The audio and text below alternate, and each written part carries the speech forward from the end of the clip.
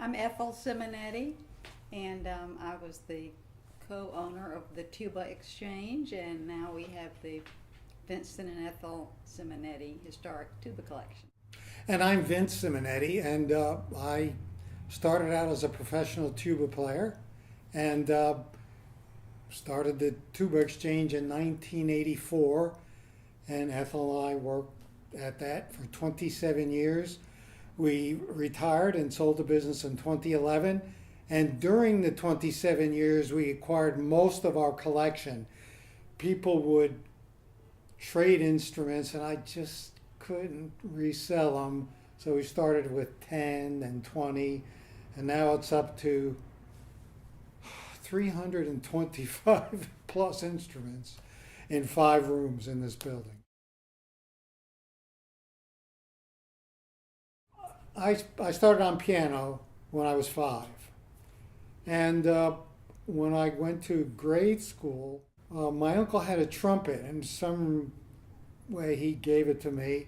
And I played trumpet in the grade school band. And in those days, there was no middle school. You go to elementary school through the 8th grade and then into high school, 9th grade. So when I got to high school, I presented myself to the band director and said, "Here I am, I play the trumpet." And he said, "Oh, I have too many trumpets." And I said, "Oh, grown." He said, "But I really need a tuba player." And he pointed to this sousaphone on the floor that looked like it hadn't been played in like 100 years. So I said, "Okay, sure, why not?" So I started messing with that instrument, but I became obsessed with it. And in study hall, I would draw pictures of tubas. But by the end of my senior year, I was first all-state in New Jersey. And I grew up in northern New Jersey, near New York City, in the New York metropolitan area, town of Hawthorne, New Jersey, and then another town, Little Falls, New Jersey. And played in the high school band. And I took lessons from a high school band director in the area. And a friend of my father's, who was a professional musician when I was a senior in high school, said, "Who is the best teacher in the area?" And I said, "Well, Mr. Bell, Bill Bell of the New York Philharmonic." And I said, "Oh, he'll never take me." But this fellow apparently contacted Mr. Bell. Mr. Bell said, "Let's hear what he sounds like." So I went there, played for him. He did take me. So I studied with Bell as a senior in high school, which turned out to be the last year he was in the New York Philharmonic. And he, at that point, was teaching at Juilliard, Manhattan, and 2 or 3 other universities in the New York City area. And he suggested for me Manhattan School of Music. He said that I think it would be the best fit for you. So I auditioned there. I got a full scholarship. The tuition at that point was $900 a year. And I got a full scholarship. But then Mr. Bell said, "I'm out. I'm retiring for the Philharmonic." I said, "Why would you do that, Mr. Bell?" He said, "I hate it." You know, he'd been in it like 35 years. And he would complain to me that Mr. Bernstein is always saying, "More tuba, more tuba." So he went to Indiana University, but he tried to teach at Manhattan. My first semester, he would come back like once a month for a lesson, and they put up with that for, I think, 1 year, and then they said, "That's it." So his successor, Joseph Novotny, took over at Manhattan, and I studied with him. He and I didn't get along that well. He was a very strong player. I was more a melodic type player, so he preferred the louder players. So I decided to study with Harvey Phillips, who was then a top freelancer in New York City. The problem with Harvey was you would go to a lesson, and he was teaching at the old Bell Studio in Carnegie Hall, and I'd go for a lesson, a scheduled lesson, and there'd be a sign on the door, I need to cancel. I have a recording date. Okay. Or then, okay, so next week would come, I'd go for my lesson, and he'd say, I've got a recording date in 20 minutes, so we can only spend 20 minutes together. So finally, after several months of this, I said, gee, Mr. Phillips, you're a wonderful performer and a wonderful teacher, but what good is it if I don't get any lessons? And he laughed and he said, you're right. So we stopped.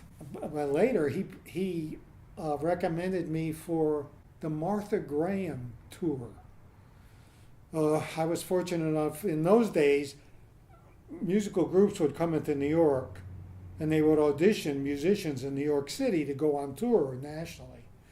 I don't believe that happens anymore. I think they usually use recorded music or maybe a very small orchestra.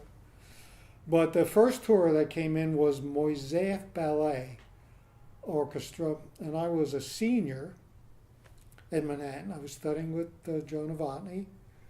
And a friend of mine, a trombonist, said they're auditioning folks. So I auditioned and I got in, I got the job, and so I took a leave of absence they let me do it in Manhattan to do this tour. It was like 27 weeks. It was a very long tour. They flew us to Montreal. We rehearsed in the new Place des Arts. We went across Canada on special trains, on special planes. We went down to LA. We came across and played in Madison Square Garden. It was the best job I'd ever had, and it paid decent money. And then it was sort of all downhill from then. But after that, I did the Martha Graham tour, thanks to Harvey. And that was the first time I came to Durham. We played at the Duke University Page Auditorium, which is only about a mile from here. And then after that, I did a tour with the Paul Laval Band of America. That was 17 cities in 20 days. We would get on a bus at 8 o'clock in the morning, drive 8 hours, get to the next town, get off, have supper, go to the hall, play the gig, and the next day. So that kind of fried me for tours. But while I was on that tour, I had already auditioned in New York City for the North Carolina Symphony. And I didn't know any of this at the time, but when I played my audition for them, apparently I had broken up with a girlfriend at the time. So I went in there and played everything very softly. And I said to myself, I'll never get this, because, I played everything, but it was very soft. But apparently that's what they were looking for. But by the time I got to this symphony, it was in Asheville at that point. Now it's in Raleigh. I was over the girlfriend, and I was playing much louder, and the conductor was eyeing me warily. Okay, so I played in the North Carolina Symphony from 1967 to 1975.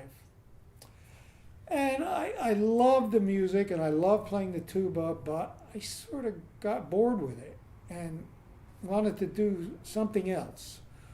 So in 1975, I was actually the chairman of the orchestra committee, and we were fighting to get rid of our then conductor, who was the successor to the founder, Benjamin Swalene. So he fired all the principal players, including me. Okay, and everybody else fought it, and they got reinstated, but I said, I've had enough. So I left, and I was lucky because the season at that point was 26 weeks. I had 3 children, so I had to do something in the other 26 weeks to support my family. And so my father has suggested, well, you have a good ear, why don't you try piano servicing, tuning pianos? And I did that successfully. And every off season, I would build up a big business, and then I'd let it crash to go back to the symphony. So when I left the symphony, I went into that full time. I stopped playing the tuba completely, which was a big mistake, but I I missed it terribly. And a few years later, I started playing again.